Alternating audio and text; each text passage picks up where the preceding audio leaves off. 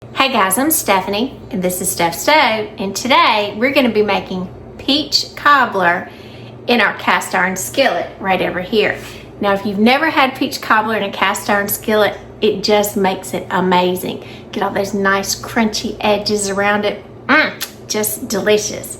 So my husband and I went right over to Barney, Georgia, and we went to Burton Brooks and got these wonderful peaches fresh off the peach trees over there, and they smell amazing, and I can't wait to cut these fresh peaches up to use in our wonderful cast iron skillet peach cobbler.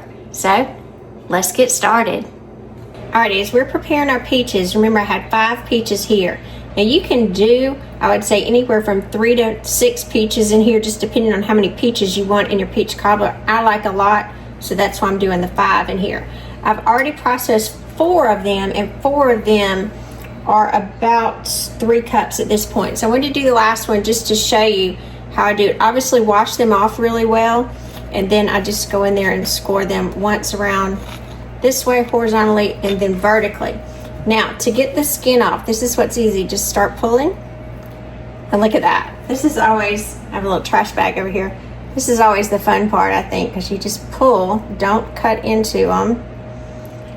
And that skin, when they're really fresh, will just pull off super easily. And that's where I had the cut, so it's taken to be really careful around that section. And then get the next one, get a good pull. And I just love doing this part because it's just fun. It gets all off. And that's a perfect peach where we have all of the fruit, and you can see how much juice is already on my hand. And then from the slits that we have, we're just going to put our finger in and pull them apart. Now, there's 2 kinds. There's clingstone and freestone. Clingstone, they cling, the pit does. Freestone, they release freely. Now, these were clinging, so these are clingstone, because this pit is referred to as the stone, and there's part of the stone fruit family. And I'm just slicing off and cutting them into pieces. Now again, you can kind of dice them, so to speak, in pieces as large as your family likes. You can leave them whole if you want and just have the big thick wedges in there. It's just a personal preference. There is no right or wrong in there. And some people say, no, they should be what your family likes. So again, I want bite-sized pieces in there. So we got all of this. Now we're up to about 4 cups. So let me give my hands a good wash, and we'll be right back. All right, as we prepare to do the cobbler and the filling in our cast iron skillet, one thing we're going to do, and if you remember, this is the Cook Life cast iron skillet that I reviewed. Love it. I've been using it pretty much, hadn't even put it up. I've just been using it almost every day. And this is like the 3rd cobbler I've made in it. It's that easy and that good. So we are going to take, and this is 1 stick of butter, half a cup, and we are going to put this in the cast iron skillet and melt this in the oven where our oven is preheating. Our oven is preheating to 375 degrees. So this is going to go in. I'll take my little silicone mitt off, and let's get this in the oven, and then let's get the rest of our cobbler together. Put that in. Get that preheating. All right. Now, moving over to our filling. This was 5 peaches and that we cut up just kind of little dices in here. Because they're fresh, and even though these are really good, and you always want to taste your fruit. Ooh, that tastes like summertime. But I want to sugar these just a little bit. Kind of macerate these in sugar. This is about 3 tablespoons of just regular granulated sugar. And I'm just going to set this over the peaches and let these kind of macerate, create some juices of their own,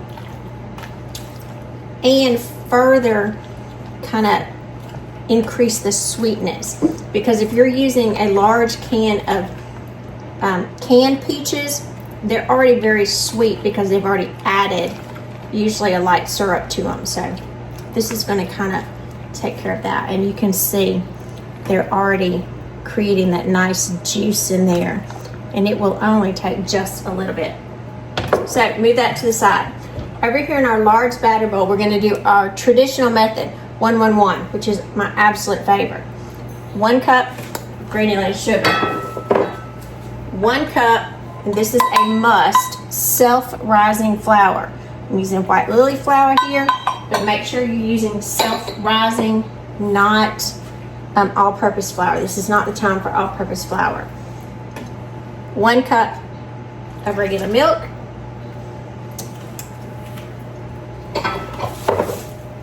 And then we're going to give this a good little whisk. My little Rada whisk here that I love. Now, it's going to be a little lumpy. You don't have to worry about getting all the lumps out. You're not going to, so don't worry about it. I do like to add just a touch of vanilla to this, so I'm going to add just a dash or a dash and a half of vanilla extract to it. Now, if you like cinnamon with your peaches, or maybe you want to add a little nutmeg to it, you definitely could add that to it, and it's always a nice touch. My family prefers it plain, so that's the way that I'm going to make it. But again, it's just a nice touch to it. I just wouldn't go heavy-handed. All right, get this mixed up, and it is going to be very liquidy, so not to worry in there. That's exactly what it should look like. Now set this aside. Our oven is almost completely up to temperature. Again, it's going to 375 degrees. Our stick of butter is in our cast iron skillet melting. So once we're up to temperature, we'll get it all assembled. All right, our oven just came up to temperature, and our butter is nice and melted. So let me go ahead and we'll cover that just as a reminder of how hot it is, so don't bump it. And we're going to take our filling. I'm going to give it a little stir. Pour it right over there so that butter just kind of envelops that batter. Get every bit of that down there. That's that wonderful cobbler. Yum. Look at that. Look at that. Now for our peaches. And they have already been creating that wonderful sugar. So we are going to add these all over the top. Try to get it evenly distributed. We got a lot of them, so we'll be able to do this really nicely. Because you want peaches in every bite. And again, if you're not using fresh peaches for this, you can use a large, like the 28-ounce can of canned peaches. I would just use them in light syrup. Drain most of the syrup out. Oh, look at this. Ooh, this is going to be good. There's nothing better than a good cobbler in the summertime. Put that in there. Just kind of move those around so they're everywhere. Alrighty, look how pretty that is. Now, got to get this in the oven, so let's move back and pop it in the oven. Here we go. Remember, our oven has been preheated to 375 degrees. Oh, beautiful. Now, our cobbler is going to bake for 30 minutes. See you back in 30 minutes. All right, we've been cooking for 30 minutes. Whew, that's hot. Look at that beautiful peach cobbler. Look at that. Let me give a little silicone mitt on here.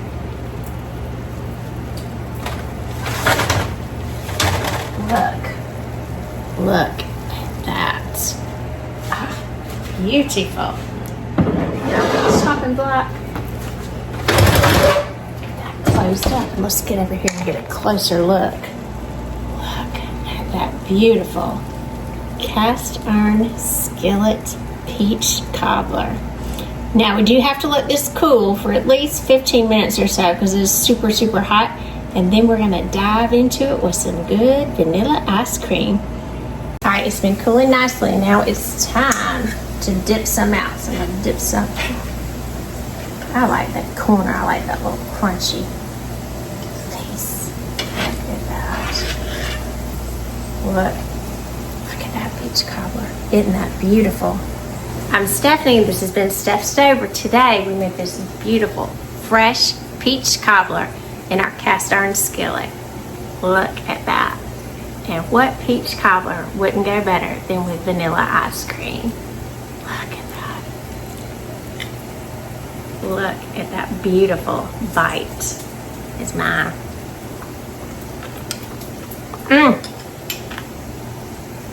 Oh, that's so good. With that crunchy edge. And that wonderful peach.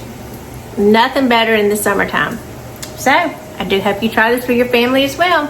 Remember, I'm Stephanie. It's been Steph Stove. Give us a thumbs up. Click that subscribe button for more great content like this. Steph Stove, we're making memories one dish at a time. Thanks for watching, guys. Have a wonderful day.